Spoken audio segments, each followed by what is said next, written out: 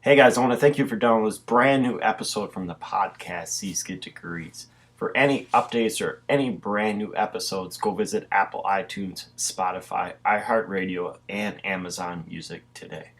And for all the swag lovers, go visit www.etsy.com/shop/the Chad M. Smith for any brand new swag coming from both the podcast and CH brands. And for any speaking engagements for anything, go visit www.thechadmsmith.com. Once again, guys, thank you very much and enjoy this brand new episode.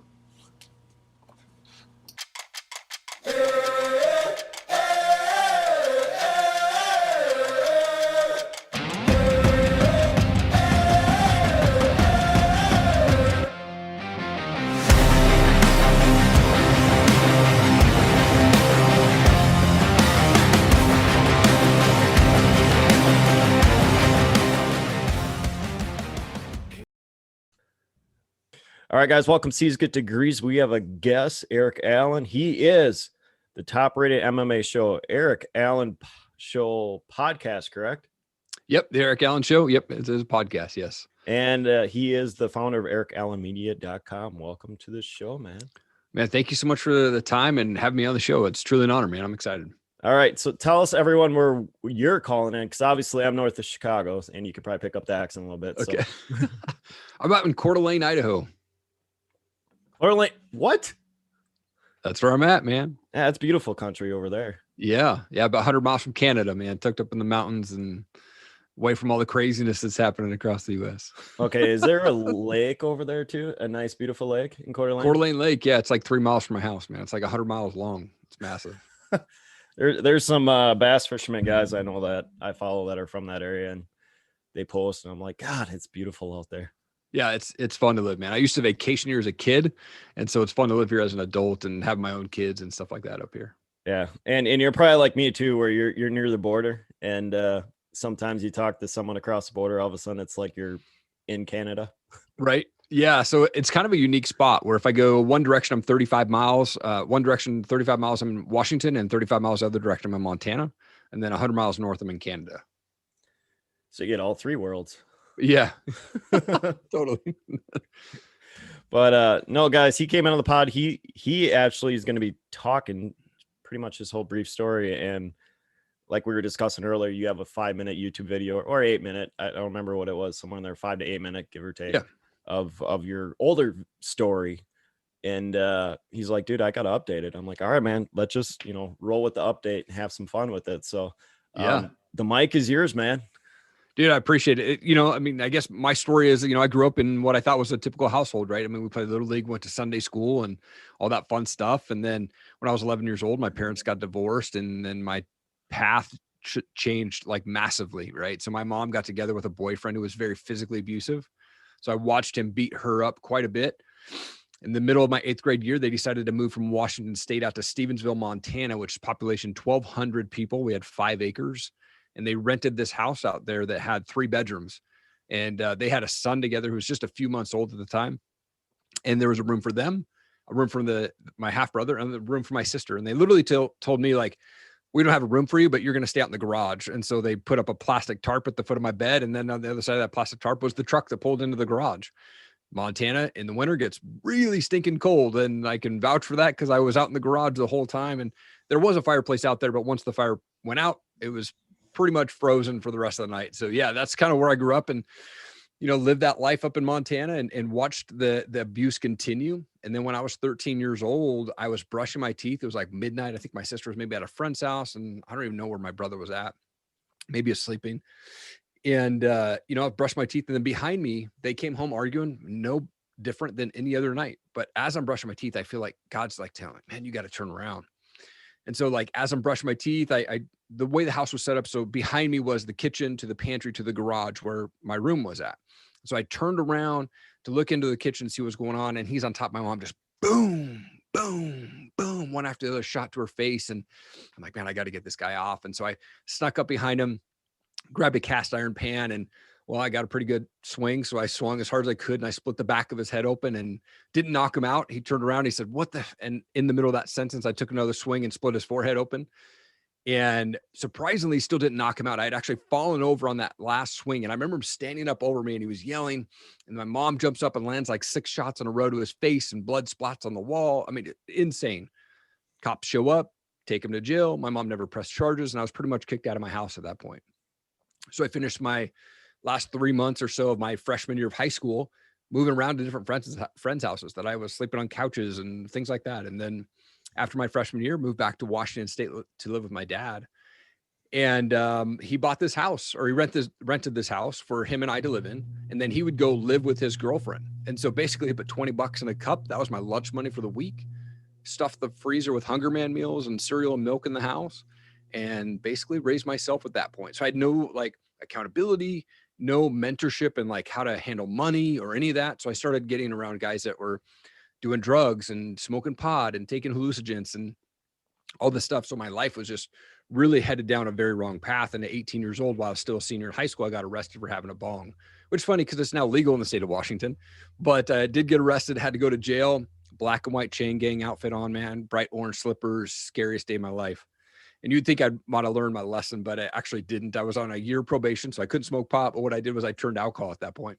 So I just started drinking heavily. And then 2 weeks after I graduated, I got kicked out of my dad's house. So I basically, between 18 and 21, I moved 21 times between different friends' houses, living on couches, things like that. Had an opportunity to move to Seattle, and I had $100 in my pocket and I said, sure, let's do it. So got up to Seattle, and by the time I'm 21, I'm $28,000 in debt and have to file bankruptcy. So, you know, here I'm battling addictions. I've been in jail, 21 years old, already filed bankruptcy, and just living this life of a rock star. Literally, I worked for Universal Records for a year, and you know, over a 2-year span, went to about 175 concerts because I was managing a band prior to that, and just lived this crazy life, man. And then when I got laid off from Universal Music or Universal Records out there, I was working at Starbucks at night as a manager, super depressed, right? I'd get off work, go to Hollywood Video. I'd rent a movie on VHS, drink my 6-pack of beer, and, you know, pass out and then go do the same thing every day.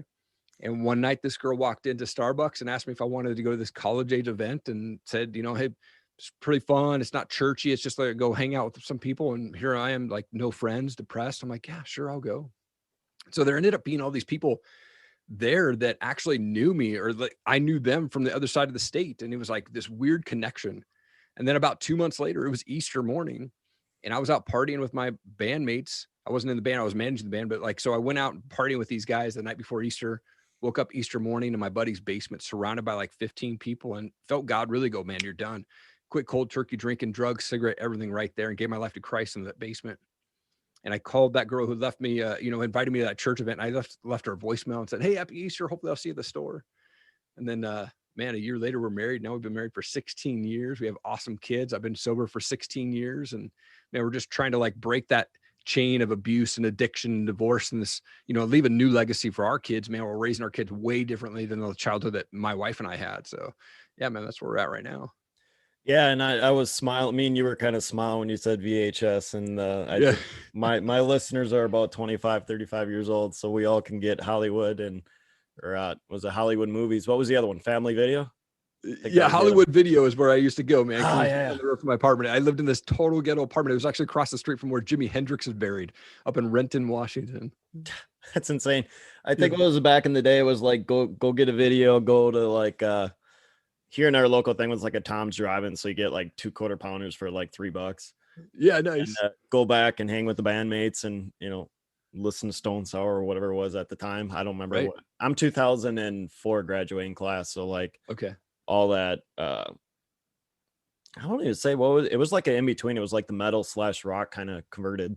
So yeah, all that stuff, just playing, you know, video games and stuff at night, drinking the 40s and keep going. And, you know, I remember this blatantly. We had a few friends that had microbrews in the, you know, the fridge where they were making their own stuff and bringing that out and puking and whatever. So it's like, those days, man. Yeah. yeah, 20 or passing out at college. I mean, that's not even college. So, right. Yeah, no, I contest, man. The sobriety is phenomenal. I enjoy it. And, I know your story is a little bit different when it came to that stuff, but like building up to mine, I kept seeing, I couldn't tell you what verses, man. I need to get into Bible study more often, but it was be vigilant, be sober, be something or something after that.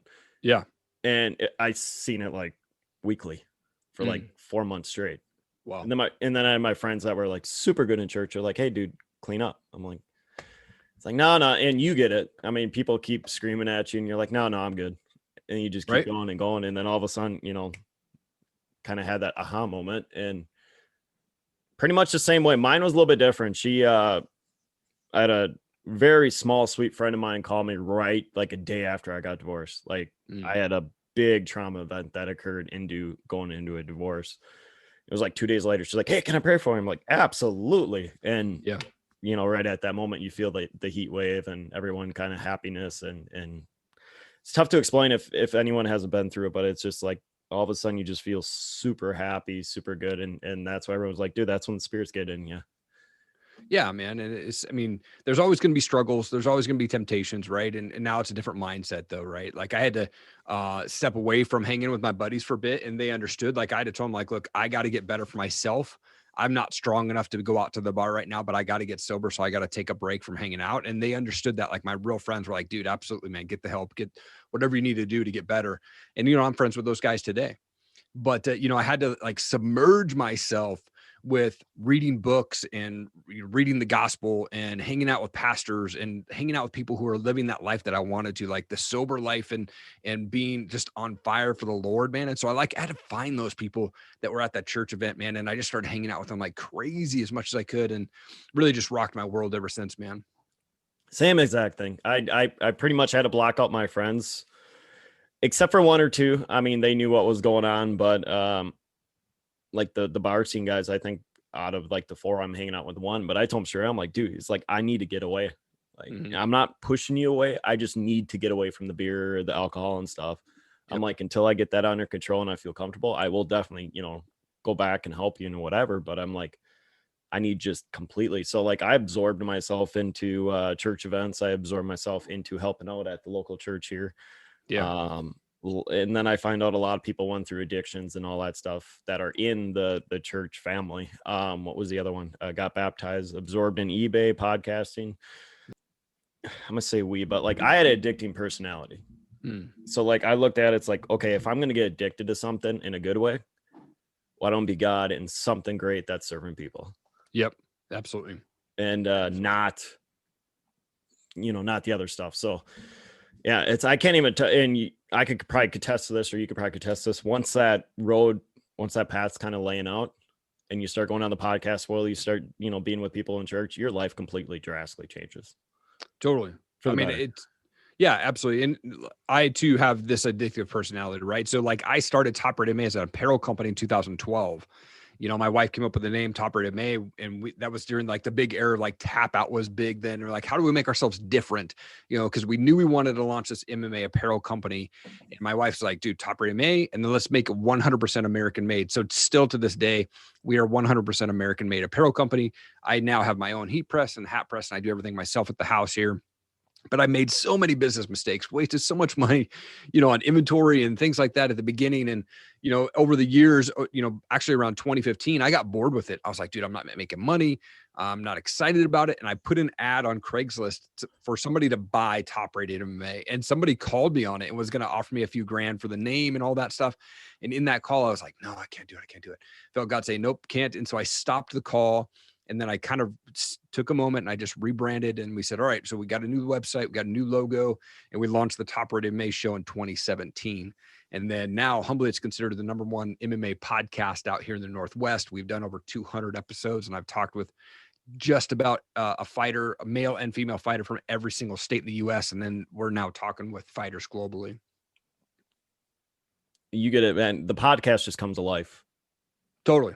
Yep. And I started mine more on like comedy and stuff. I'm like, oh yeah, I'm going to capture my personality. And all of a sudden it completely went down to inspirational self-help. And I don't want to even put this in there, but like the self stories of telling everyone, and I'm having a blast doing it, and I'm not even changing. I'm just letting this podcast just kind of venture to where we need it. And, yeah, and not where we need it, but where my customers are reading it. So I keep repeating this, but this is what I meant to do. And he gave me a gift to talk. Yeah, I have issues listening. We will admit that. But he gave me a gift to talk. So I'm going to bless people with my gift, or allow you guys to talk. So yeah, I mean, I'm fascinated with people's stories. And that's why, like, I selfishly started the podcast, because I just wanted to get to know people's stories. And I was like, man, if I'm getting impacted by this, I want to share that. And so, like, 2018, I came across a guy named Ed Mylett online. I was like, holy crap, man, this guy is blowing my mind right now with everything that he's putting out. And so I started binge watching all of his stuff. And at the end of 2018, he issued on Instagram the Max Out Challenge, where essentially he said, send me a 1-minute story of what you're passionate about, what drives you to be successful, and what is it that you're passionate about. Like, you know, I already said that, but like, you know, what are you passionate about? So I submitted this 1-minute video, and then he had about 1 million followers. So I don't know how many people actually submitted, but he took all these videos and reviewed them, and he was sharing all of them, like, hey, this is a good one. Hey, this is a good one. And then about a month later, he announced me, I'm the winner of Ed Mylett's Max Out Challenge. And to my knowledge, he's never done that since. And that actually inspired me to start my own show, which started out as the Bearded Biz Show. Now it's called the Erik Allen Show, but we launched in January of 2019. And like episode 6, I had Sean Whalen. Episode 12, I had Ed Mylett on my show. And then it just skyrocketed. Tim Story, Ryan Stewman, you know, Bedros Keuilian, Bradley, Jim the Rookie Morris, Greg Reed's going to be on soon. I mean, it's just, God's just opened up so many doors. And now I've got episode 90 rolling out this week for that show. And so now, combined between my 2 shows, I'm over 300 episodes. That's insane. I am running 41 right now, this week. And I'm just smiling again when you said Sean. And if Sean's hearing this, sorry, but I'm trying to parallel what you're doing, not trying to copy what you're doing, but it's, I love what he stands for. Yes, totally. He is out there for certain things, just like everyone. You have your own personality and you show it, but that, like, the mirror, the look, the confidence, that the dude just got it. And he just doesn't care what people are saying. This is the direction I'm going. And he's a phenomenal guy. I don't know his faith background or anything, because I just know what I see from Sheep Not Lying, the apparel company. But yeah, it's phenomenal guy. Yep, absolutely. He's such a great dude. And I think me and him talked for like 45 minutes. Really, really cool dude, man. Got him on the show and yeah, rock and roll, man.